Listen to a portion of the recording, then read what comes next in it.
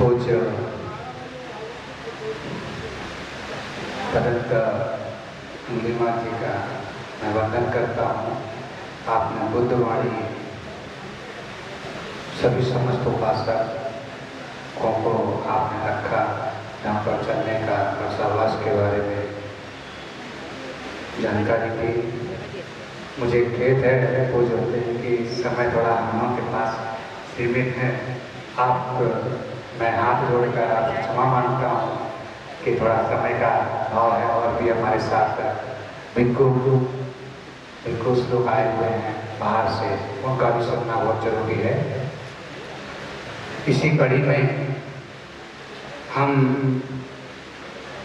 पूज्य भिक्खु कुमार कश्यप जी से अनुरोध करते हैं कि आप आए, अपना समय का ध्यान रखते हुए बुद्धवाणी को सभी समस्त उपासक उपासिकाओं को प्रदान करें।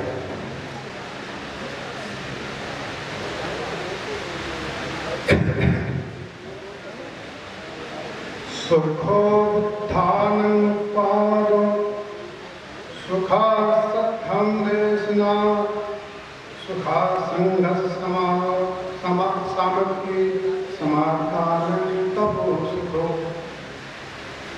तथागत बुद्ध ने धम्मपद में जो बुद्ध पंथ है उसमें कहा, बुद्धों का उत्पन्न होना सुखकर है। अगर बुद्ध के आपको दर्शन हो जाते हैं उससे भी ज़्यादा सुखकर है, और बुद्ध के धम्म को धारण करते हैं वह भी सुखकर है।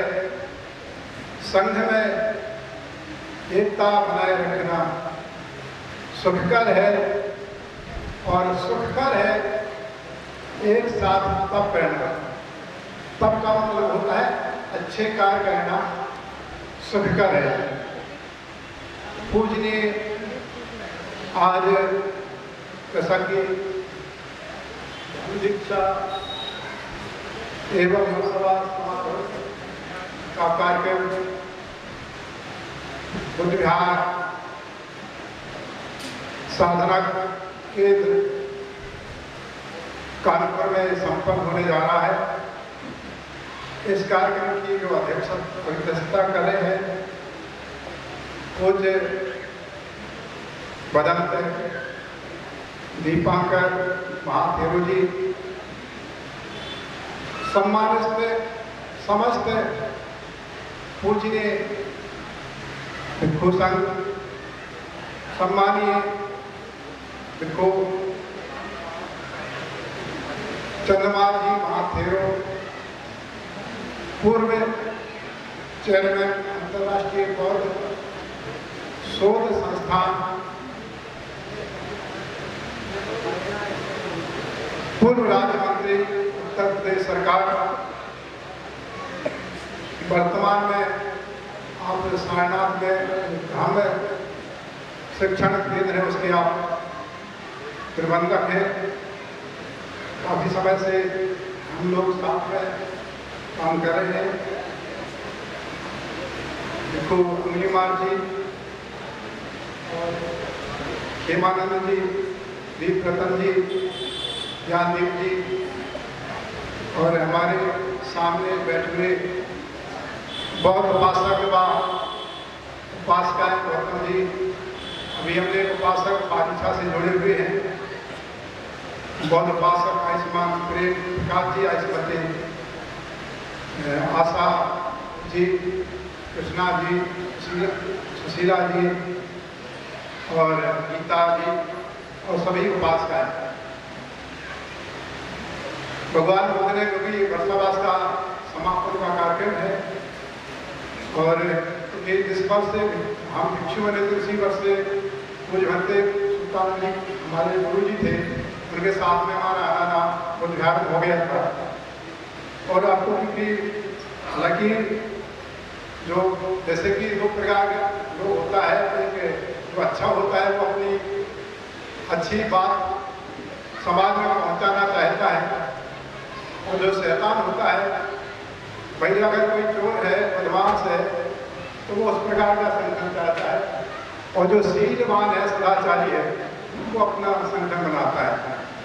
तो बौद्ध धर्म में यानी दोनों दिन बहुत सारा उस प्रकार का प्रचार प्रसार तो नहीं हो पा रहा है, लेकिन सोशल मीडिया के माध्यम से मतलब काफ़ी प्रचार प्रसार हो रहा है। लोग अन्वेषणाएँ भी कराने लगे हैं, बौद्ध संस्कार भी कराने लगे हैं।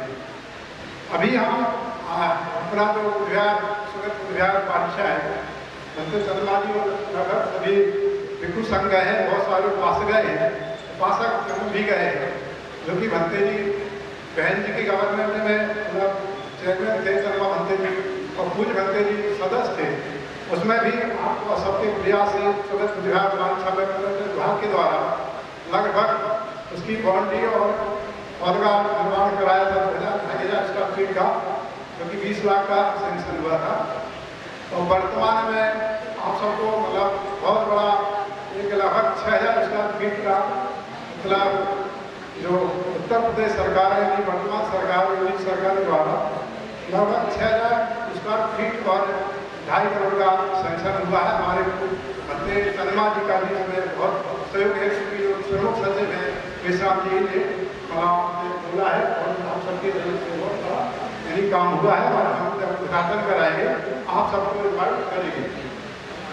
तो बरसावा समापन का है, भगवान बुद्ध ने धम्मपद में बोला है तो कोनो आंसू के मानंदो नित्यं पज्जलते सती अंधकारे पतिपन्ना गवेषतो। इसका मतलब होता है भगवान बुद्ध एक बार श्रावस्ती देखभाल बिहार में निवास कर रहे थे।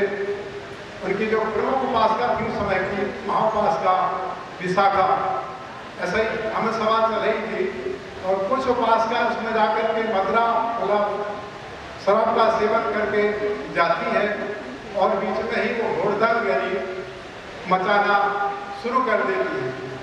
तो उन्हें तथागत का ऐसा प्रभाव था कि उनको अपने आप में एक गिलानी होती है, और वो तथागत के पास पहुँचती है कि भगवान हमको आप बचाएं हमें। तो भगवान बुद्ध ने कहा कोनो हंसु किमानंदो नित्यं पज्जलते सती अंधकारे पतिपन्ना गवेषतो। इसका मतलब होता है कि सब कुछ जला है, कि सारा संसार जला है।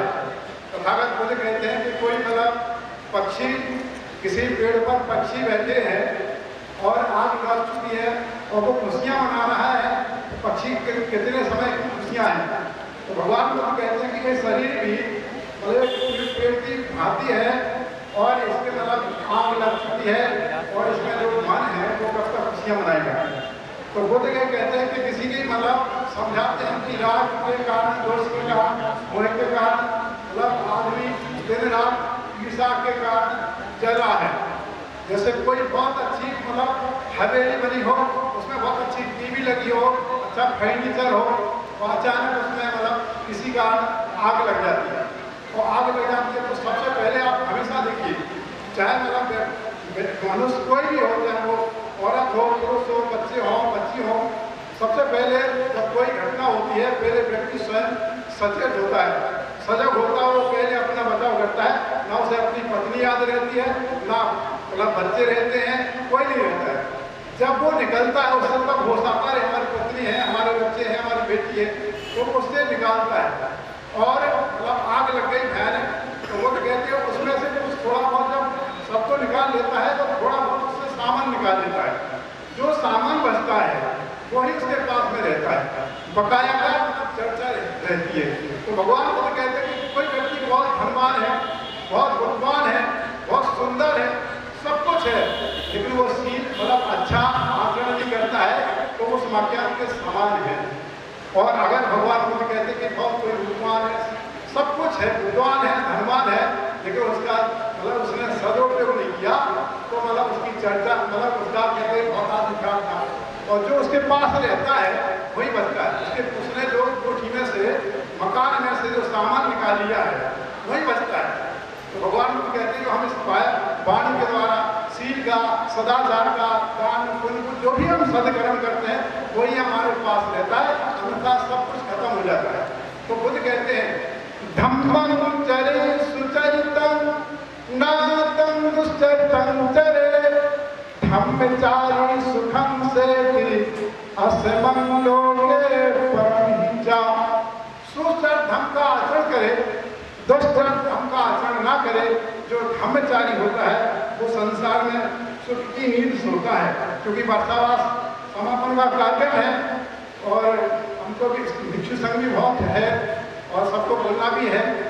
तो क्या है कि जैसे उपासक है, उपासिकाएं हैं, क्योंकि जो संघ को दान दिया जाता है, आज जैसे जीवन दान, पुरस्कार दान है, वो सबसे पहले महाउपासिका विशाखा ने भगवान से आग्रह किया था।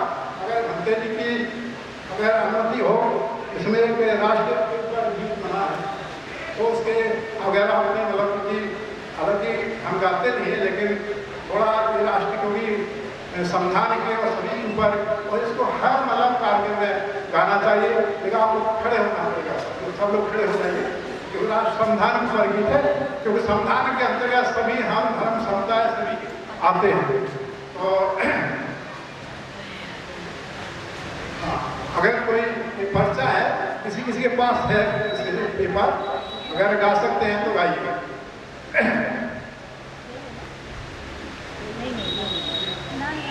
सारे जहां से अच्छा संविधान है हमारा, हमारा सारे जहां से अच्छा संविधान है हमारा, हमारा सारे जहां से अच्छा। भारत के हम हैं वासी, ये देश है हमारा, हमारा सारे जहां से अच्छा संविधान है हमारा, हमारा सारे जहां से अच्छा। दुनिया में गूंजती है बुद्धि धर्म की ये गाथा, दुनिया में गूंजती है बुद्धि धर्म की ये गाथा।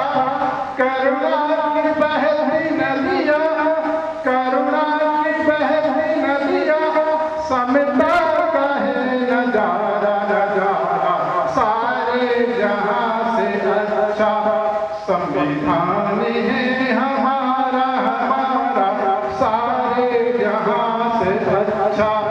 नोटों पे अशोक स्तंभ है सत्यमेव जयते, नोटों पे अशोक स्तंभ है सत्यमेव जयते। तेरे रतन में तिरंगा, तेरे रतन में तिरंगा धमकता रहे हमारा, हमारा सारे जहां से अच्छा, सारे जहां से अच्छा संविधान है हमारा, हमारा सारे जहां से अच्छा। साधु बोले नारायण महापुरुषों की है धरती, साधु बोले नारायण महापुरुषों की है धरती। समता स्वतंत्रता का, समता स्वतंत्रता का अधिकार है हमारा, हमारा सारे जहां से अच्छा संविधान है हमारा, हमारा सारे जहां से अच्छा। बाबा ने है सिखाया आपस में मेल रखना, बाबा ने है सिखाया आपस में मेल रखना। इंडियन है हम वतन है, इंडियन है हम वतन है, ये देश है हमारा, हमारा सारे जहां से अच्छा संविधान है हमारा, हमारा सारे जहां से अच्छा संविधान है हमारा, हमारा सारे जहां से अच्छा। जय भीम, जय भारत, नमो बुद्धाय, जय संविधान, भारत देश की। मैं आमंत्रण करता हूँ परम पूज्य भिक्खु चंद्रमा जी को। मैं पुनः उनको आमंत्रण करता हूँ कि आप आएँ, अपने धर्मवाणी हम सभी को दें और मुझे आशीर्वाद दें। परिणामोत्तरी हतमोहतमं स रामन लोकगणं वन्दे सुगताङ्गतिमुत्तमम्। अर्थात जिनका हृदय करुणा से शीतल है, जिन्होंने संसार के अधिकार को समाप्त किया, उस लोक गुरु भगवान बुद्ध को सर्वप्रथम नमन करता हूँ। इसी प्रकार जिन्होंने भगवान बुद्ध के धर्म को विश्व धर्म बनाया, ऐसे महामानव सम्राट अशोक के प्रति हार्दिक कृतज्ञता ज्ञापित करता हूँ। इसी प्रकार जिन्होंने इस भारतवर्ष को दुनिया का सबसे सुंदर संविधान और उससे भी बढ़ करके बौद्ध धर्म महान दिया, परम पूज्य बाबा साहब डॉक्टर अम्बेडकर के प्रति हार्दिक कृतज्ञता ज्ञापित करता हूँ। इसी प्रकार देश में जन्मे उन सभी संतों, गुरुओं, महापुरुषों को जिन्होंने समता मूलक समाज की लड़ाई लड़ी, उन्हें भी श्रद्धा का सुमन अर्पित करता हूँ। मंच पर विराजमान पूज्य भिक्षु संघ और उसमें भी विशेष परम पूज्य दीपांकर जी महासभा का अभिवादन करते हुए कार्यक्रम में आमंत्रित देने के लिए आभार ज्ञापित करता हूँ। इस धर्म सभा में उपस्थित आप सभी उपासक उपासिकाओं के प्रति हार्दिक मंगल कामना ज्ञापित करता हूँ। बंधुओं, आज इस बुद्ध विहार के पवित्र परिसर में कठिन जीवन दान वर्षावास का समापन और धर्म दीक्षा का समारोह रखा हुआ है।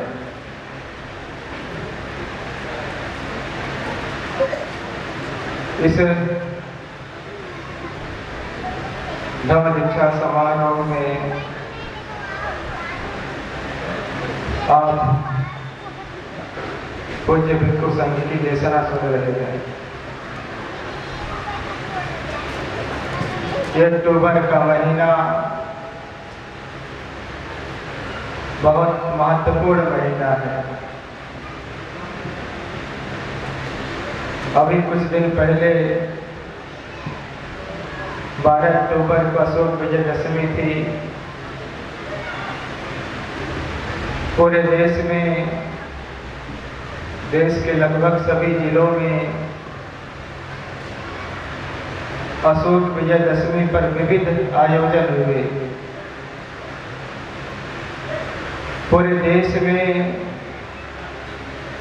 बड़े हर्षोल्लास के साथ अशोक विजयदशमी मनाई गई। जिन लोगों ने अशोक विजयदशमी नहीं मना पाया,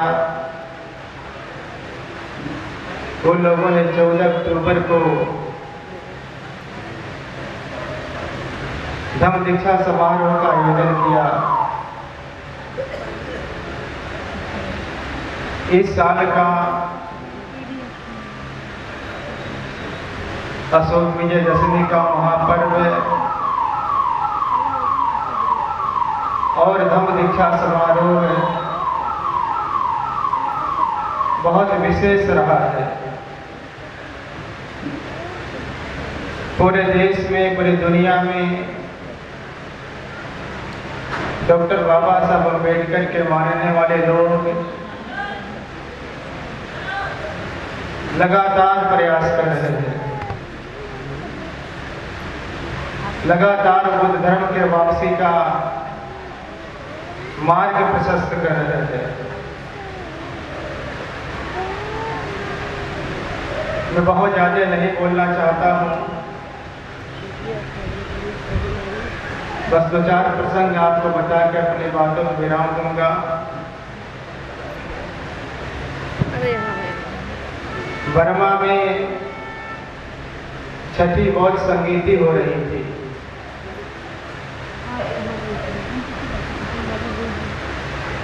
छठी बौद्ध संगीति में पूरी दुनिया के प्रधानमंत्री, राष्ट्रपति और विद्वान लोग आमंत्रित किए गए थे। भारत से भी भारत से भी बहुत विशेष लोग गए हुए थे। जब संगीति प्रारंभ हुई और संगीति में लोग अपना विचार व्यक्त करने लगे, उस समय चाहे किसी भी देश का कोई महत्वपूर्ण व्यक्ति जब बोलने के लिए खड़ा होता था, वह नेहरू की तरफ देखता था, बाबा साहब की तरफ देखता था। नेहरू को देख करके, बाबा साहब को देख करके बार बार कहता था कि देखिए, आपके देश में बुद्ध ने जन्म लिया और आपके देश से बुद्ध धर्म समाप्त हो गया। लोग बार बार कह रहे थे कि देखिए, आपके देश में भगवान बुद्ध ने बुद्ध धर्म का जो वृक्ष लगाया था वह आपके देश में सूख गया। बार बार हर व्यक्ति इस बात को लेकर के चिंता व्यक्त कर रहा था। नेहरू और बाबा साहब का ध्यान अपने ओर आकर्षित कर रहा था। उन बाहर के लोगों के बोलने का प्रभाव पंडित नेहरू पर नहीं पड़ा, लेकिन उन लोगों के बोलने का प्रभाव बाबा साहब डॉक्टर अम्बेडकर पे पड़ा। जब बाबा साहब डॉक्टर अम्बेडकर बोलने के लिए खड़ा हुए तो बाबा साहब डॉक्टर अम्बेडकर ने कहा, मैं ऐसा मानता हूँ कि जिस देश में भगवान बुद्ध ने जन्म लिया, जिस देश में भगवान बुद्ध ने ज्ञान प्राप्त किया, जिस देश में भगवान बुद्ध ने प्रथम उपदेश देकर के धम्म चक्र चलाया, जिस देश में भगवान बुद्ध ने लगातार 45 वर्षों तक लोक कल्याण का जीवन व्यतीत करके महापरिनिर्वाण को प्राप्त किया, उस देश में बौद्ध धर्म समाप्त हो रहा है। बाबा साहब ने कहा, मैं मानता हूं कि भगवान बुद्ध ने भारत में जो वृक्ष लगाया था वह आज वृक्ष सूख रहा है। बाबा साहब डॉक्टर अम्बेडकर ने कहा, लेकिन मैं आपको बताना चाहता हूं, भारत में भगवान बुद्ध ने जो वृक्ष लगाया था अभी उसकी जड़ें हरी भरी हैं,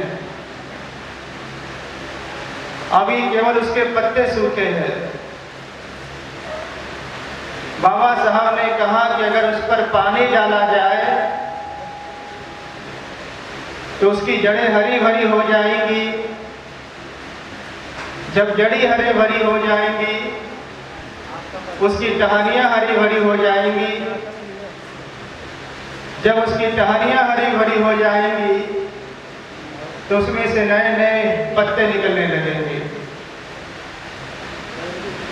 बाबा साहब डॉक्टर अम्बेडकर ने पूरी दुनिया के सामने, पूरी दुनिया को विश्वास दिलाते हुए कहा कि मैं आपको विश्वास दिलाता हूं, मैं भारत में वापस जाकर के अपने लाखों अनुयायियों के साथ भारत में बुद्ध धर्म का जो वृक्ष सूख रहा है उस पर पानी डाल करके उसे हरा भरा करूंगा। डॉक्टर बाबा साहब अम्बेडकर वापस आए 14 अक्टूबर 1956 को नागपुर की पावन धरती पर अपने लाखों अनुयायियों के साथ बौद्ध धर्म की दीक्षा लेकर के भारत में बुद्ध धर्म का जो वृक्ष सूख रहा था उसे हरा भरा कर दिया। जब बाबा साहब डॉक्टर अम्बेडकर ने भारत में बड़ी क्रांति करी, महाक्रांति करी, उस समय का मुझे एक संस्मरण याद आता है। महापंडित राहुल सांस्कृतिक जापान जा रहे थे। काठमांडू के एयरपोर्ट पर उनसे पत्रकारों ने पूछा, कहा कि राहुल जी, आप डॉक्टर बाबा साहब अम्बेडकर के धम्म क्रांति को किस रूप में देखते हैं? महापंडित राहुल सांस्कृतिक ने कहा कि मैं डॉक्टर बाबा साहब अम्बेडकर के धम्म क्रांति को इस रूप में देखता हूं कि डॉक्टर बाबा साहब अम्बेडकर ने भारत में बौद्ध धर्म का ऐसा मजबूत खंभा गाड़ दिया है जिसे अब कोई माँ का लाल उखाड़ नहीं सकता है। बंधुओं, मैं देख रहा हूं सन 56 के बाद डॉक्टर बाबा साहब अम्बेडकर के मजबूत खंभे लगातार बाबा साहब डॉक्टर अम्बेडकर के सपनों का भारत, अशोक का भारत, बुद्धमय भारत बनाने के लिए कार्य कर रहे हैं। और मैं जब कानपुर के बारे में सोचता हूं, जब मुझे कानपुर की याद आती है तो पूज्य भद्र दीपांकर जी का नाम, पूज्य भद्र दीपांकर जी का प्रयास, पूज्य भद्र दीपांकर जी का त्याग, पूज्य भद्र दीपांकर जी का योगदान याद करके मैं बहुत गौरवान्वित महसूस करता हूं। इस लिहाज से लगभग 2500 साल पुराना संबंध है। जो हमारे गुरु है पूज्य भद्र जी के भी गुरु है, पूज्य बड़े भद्र जी के साथ कई बार हम लोगों का आना हुआ है। और मैं देख रहा हूं, मैं समझ रहा हूं, डॉक्टर बाबा साहब अम्बेडकर के सपनों का भारत बनाने के लिए पूज्य भद्र जी का जो इस क्षेत्र में योगदान है वह बहुत अविस्मरणीय है। आज डॉक्टर बाबा साहब अम्बेडकर के मानने वाले लोग, पूज्य भद्र जी जैसे लोग इस देश में लाखों की संख्या में संगठनों को बना करके कार्य कर रहे हैं। आज डॉक्टर बाबा साहब अम्बेडकर के अनुयायी लाखों की संख्या में इस देश में डॉक्टर हैं। डॉक्टर बाबा साहब अम्बेडकर के अनुयायी लाखों की संख्या में इंजीनियर है। डॉक्टर बाबा साहब अम्बेडकर के अनुयायी लाखों की संख्या में प्राइमरी से लेकर के विश्वविद्यालयों में अध्यापन का कार्य कर रहे हैं। आज डॉक्टर बाबा साहब अम्बेडकर के अनुयायी लाखों की संख्या में कर्मचारी से लेकर के शासन के उच्च पदों पर बैठ करके राष्ट्र निर्माण में अपना योगदान दे रहे हैं। आज डॉक्टर बाबा साहब अम्बेडकर के अनुयायी इस देश में प्रधान से लेकर के राष्ट्रपति तक बन चुके हैं। और आज डॉक्टर बाबा साहब अम्बेडकर के अनुयायी लाखों की संख्या में व्यापार कर रहे हैं और आज डॉक्टर बाबा साहब अम्बेडकर के अनुयायी दुनिया में कोई अच्छा विश्वविद्यालय नहीं जिसमें जाकर के अध्ययन न कर रहे हो। आज डॉक्टर बाबा साहब अम्बेडकर का जो सिद्धांत उनके मानने वाले लोग बहुत मजबूत स्थिति में हैं। मैं पूरे देश में जाता रहता हूँ, मैं देख रहा हूँ भारत का कोई राज्य नहीं है जहां डॉक्टर बाबा साहब अम्बेडकर के अनुयायी न रहते हो। भारत के किसी भी राज्य में कोई मंडल नहीं है जहां उनके अनुयायी न रहते हो, कोई जिले नहीं जहां उनके अनुयायी न रहते हो, देश की कोई तहसील नहीं जहां डॉक्टर बाबा साहब अम्बेडकर के अनुयायी न रहते हो, तहसीलें नहीं, कोई ब्लॉक में नहीं है जहां डॉक्टर बाबा साहब अम्बेडकर के अनुयायी न रहते हो। ब्लॉक को छोड़ दीजिए, कोई ग्राम सभा नहीं बचा जहां डॉक्टर बाबा साहब अम्बेडकर के अनुयायी न रहते हो, और आप ग्रामों को भी छोड़ दीजिए। अब देश का कोई ऐसा गांव भी नहीं बचा जहां डॉक्टर बाबा साहब अम्बेडकर का अनुयायी न रहता हो। और बाबा साहब डॉक्टर अम्बेडकर के अनुयायी दिन रात बाबा साहब डॉक्टर अम्बेडकर के सपनों का भारत बनाने के लिए कड़ी मेहनत कर रहा है। और उसमें से आप बहुत सारे लोग उसी दिशा में कार्य कर रहे हैं। डॉक्टर बाबा साहब अम्बेडकर ने सन 56 में जब दीक्षा लिया तो डॉक्टर बाबा साहब अम्बेडकर ने कहा, मैं बचा हुआ जीवन बुद्ध धर्म के प्रचार प्रसार में लगाऊंगा। डॉक्टर बाबा साहब अम्बेडकर ने कहा, अगर मैं कुछ दिन तक जीवित रहा तो भारत को बौद्ध करूंगा। हालांकि धम्म दीक्षा लेने के बाद डॉक्टर बाबा साहब अम्बेडकर लगभग 2 महीने के बाद ही हमारे बीच से चले गए। अगर डॉक्टर बाबा साहब अम्बेडकर होते तो आज उनके सपनों का भारत होता। अगर आज डॉक्टर बाबा साहब अम्बेडकर होते तो बौद्धमय भारत होता। और अगर आज डॉक्टर बाबा साहब अम्बेडकर नहीं है और हम सब उनके अनुयायी हैं,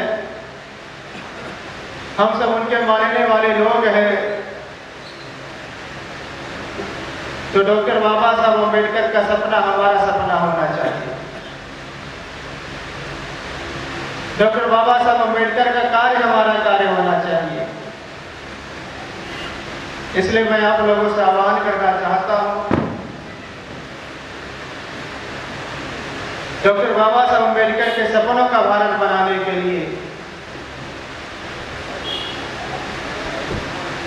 निरंतर कार्य करने की जरूरत है और निरंतर कार्य करते रहना चाहिए। इस देश में बाबा साहब डॉक्टर अम्बेडकर के मानने वाले लोग जो अपने को शेड्यूल कास्ट कहते हैं, उनकी संख्या लगभग 22% है। और अगर 22% लोग डॉक्टर बाबा साहब अम्बेडकर के धर्म क्रांति को अपने जीवन में उतार ले तो इस देश में बौद्धों की संख्या 22% हो सकती है। और इस देश में अशोक से लेकर के साहू फुले, पेरियार, नारायण गुरु, ललई सिंह यादव से लेकर के जो पिछड़े समाज में महापुरुष पैदा हुए हैं, जिन्होंने सामाजिक परिवर्तन की लड़ाई लड़ी है, अगर उनके अनुयायी अगर वो बौद्ध बन जाए तो हमारी संख्या इस देश में 40 से 50% हो सकती है। और यदि हमारी संख्या इस देश में 40 से 50% हो सकती है तो जो जुल्म करने वाले लोग हैं,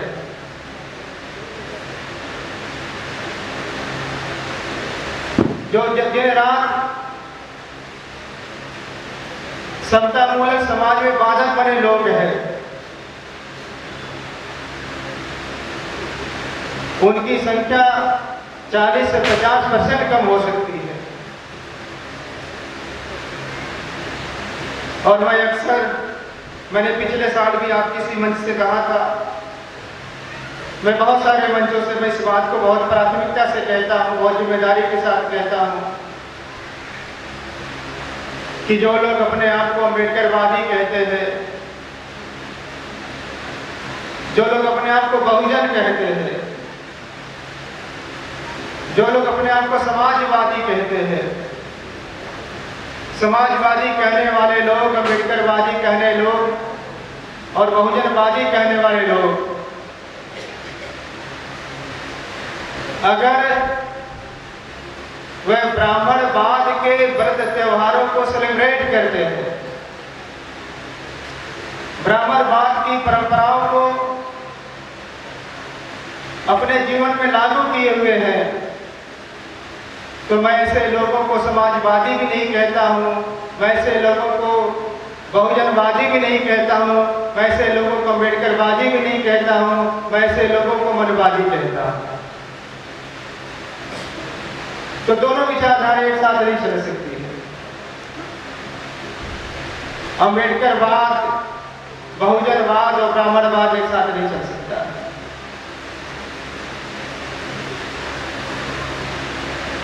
ये समाज बहुत जल्दी गुमराह भी हो जाता है। लोग तरह तरह के इश्यू से लेकर के हमारे बीच में आ जाते हैं। कोई बाबा साहब का नाम ले लेता है तो हम लोग बहुत खुश हो जाते हैं, कोई संविधान लेकर के आ जाता है, हम लोग बहुत खुश हो जाते हैं। कोई मानवर काशी राम साहब का जय जयकार कर देता, हम बहुत खुश हो जाते हैं। और केवल खुश ही नहीं होते, हम लोग बहक भी जाते हैं। तो इस पर भी बहुत सावधान रहने की जरूरत है। मैं बार बार लोगों से कहता हूं, बार बार लोगों से पूछता हूं कि आप बताइए, इस देश में संविधान या इस देश में संविधान को खतरा किससे है? क्या इस देश में बाबा साहब के संविधान को खतरा दलितों से है? क्या इस देश में बाबा साहब डॉक्टर अम्बेडकर के संविधान को खतरा पिछड़ों से है? क्या इस देश में बाबा साहब डॉक्टर अम्बेडकर के संविधान को खतरा अल्पसंख्यकों से है? आखिर खतरा किससे है? कौन खतरा बना हुआ है? और जो खतरा बना हुआ फिर आप उसके साथ खड़े हुए हैं, फिर उसकी परंपराओं को ढो रहे हैं। तो आप लोगों को विचार करना पड़ेगा, आप लोगों को चिंतन करना पड़ेगा। मैं हमेशा एक कहानी कहता रहता हूं, वो कहानी कह करके मैं अपनी बातों को विराम दूंगा। मैंने पिछले साल भी कहा था कि एक जंगल था, जंगल बहुत पुराना था, हजारों साल पुराना जंगल। और उस हजारों साल पुराने जंगल में हजारों सालों से जंगल में रहने वाले पशु पक्षी उसका लाभ ले रहे थे। न केवल पशु पक्षी बल्कि बहुत सारे मनुष्य भी उस जंगल की लकड़ियां काट करके, उस जंगल का फल बेच करके, जंगल का फल खा करके अपनी जीविका चलाते थे। एक बार जंगल पे संकट आया, किन्हीं कारणों से जंगल में आग लग गई। जब जंगल में आग लगी, जंगल धू धू करके जलने लगा, तो जंगल में रहने वाले पशु पक्षी जंगल को जलता हुआ छोड़ करके भागने लगे। जंगल जल रहा है और जंगल के लोग जंगल को जलता हुआ छोड़ करके भाग रहे हैं।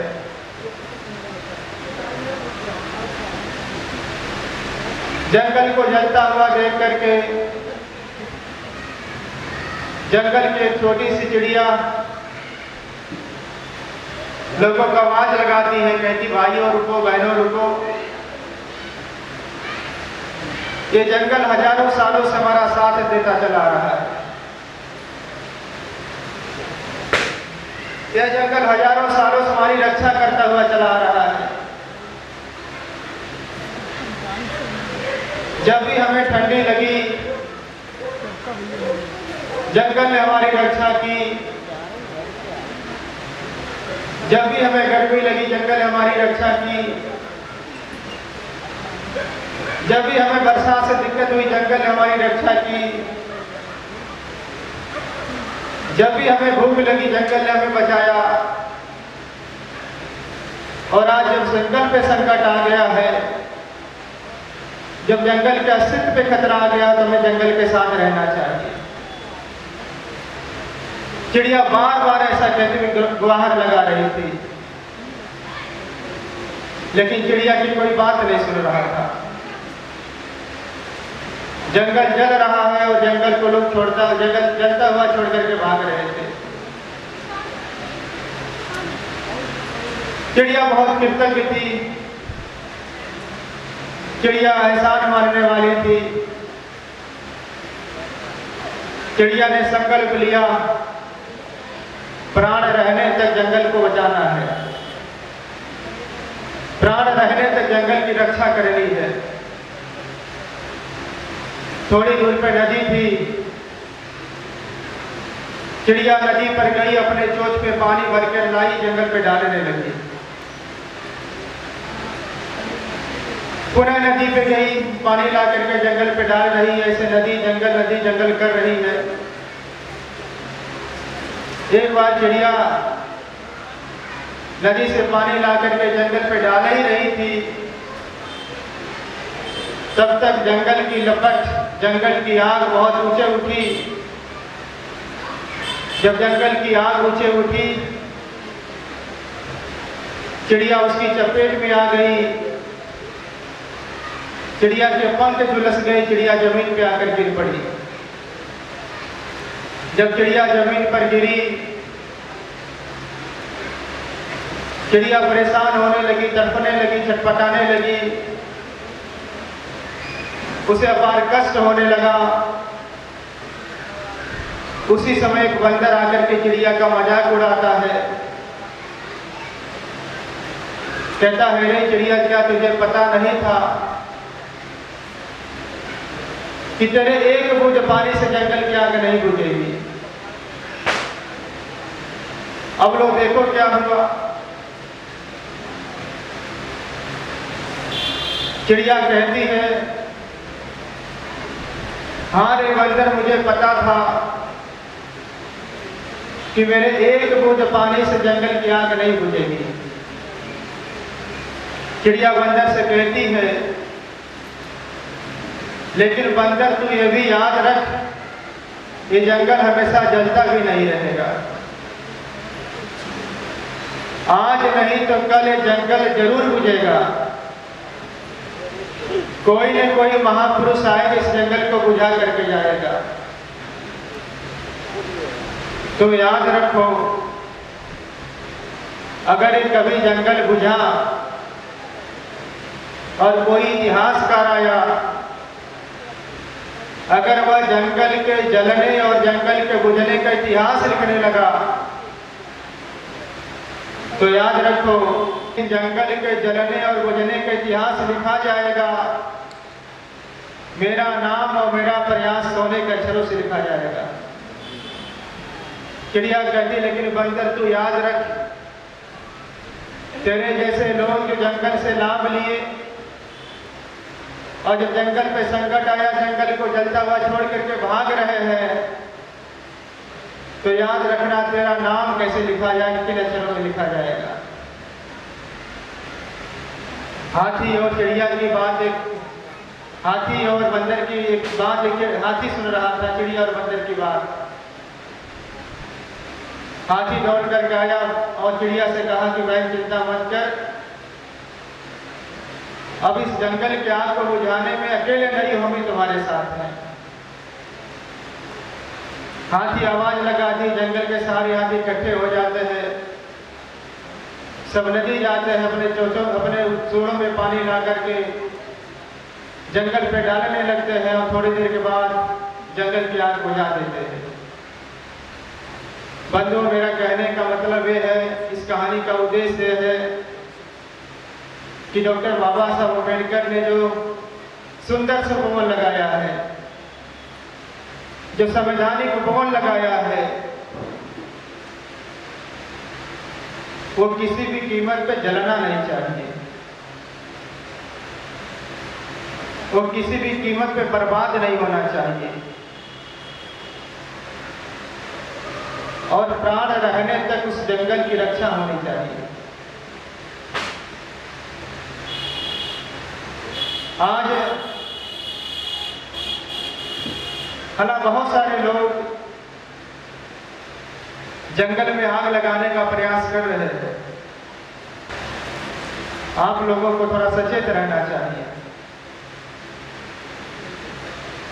और मैं बार बार कहता हूं, उस जंगल को बुझाने का एक ही माध्यम है, वो बौद्ध धर्म का माध्यम है। बौद्ध धर्म एक ऐसा माध्यम है, बौद्ध धर्म एक ऐसा छाता है जिसके नीचे हम बहुत सारी जातियों को ला सकते हैं, जिसके नीचे हम बहुत सारे विचारधारा के लोगों को ला सकते हैं और उन विचारधारा के लोगों को लाकर, उन जातियों को लोगों को लाकर के हम लोग बहुजन समाज बना सकते हैं, बौद्ध समाज बना सकते हैं।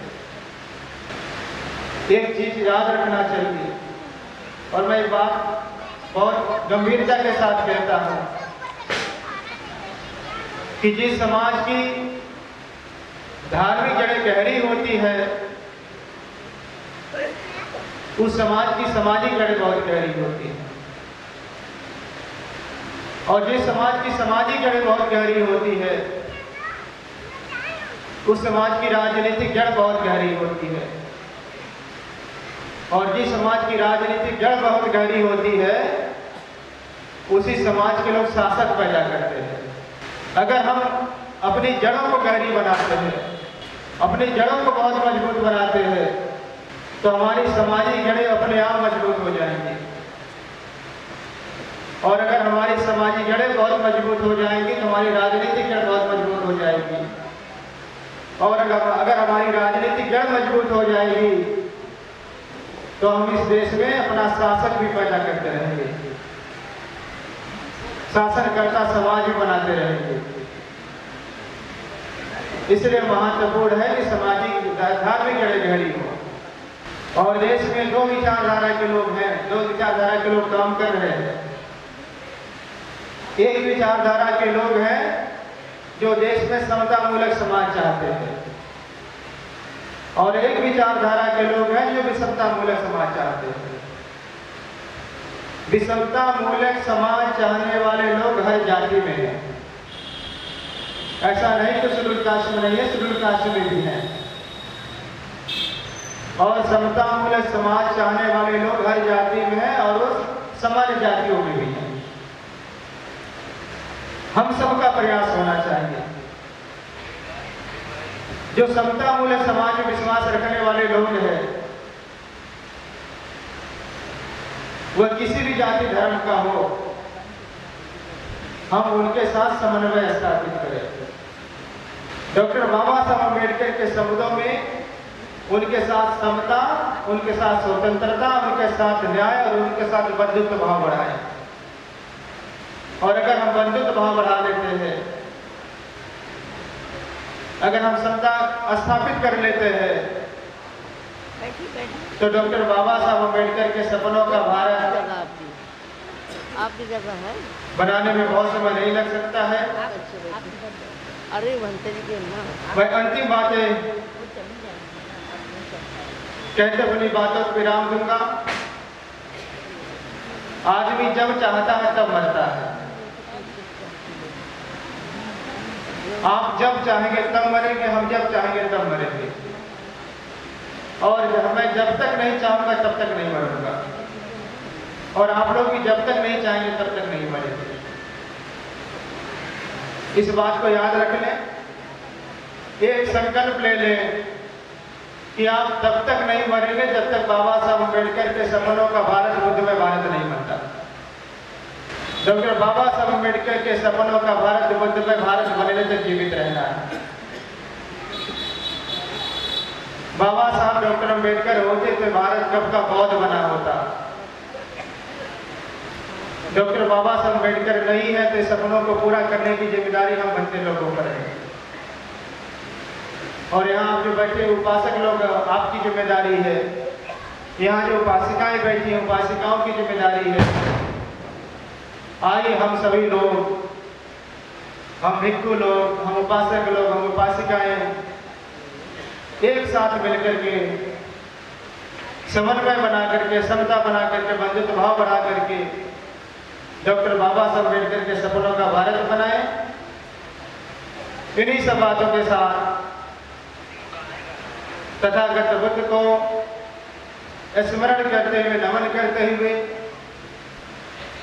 महाराजा अशोक के योगदानों को स्मरण और नमन करते हुए, परम पूज्य बाबा साहब डॉक्टर अम्बेडकर के योगदानों का स्मरण करते हुए, नमन करते हुए, बार बार नमन करते हुए, हजार बार नमन करते हुए अपने बातों को ही विराम देता हूँ। धन्यवाद।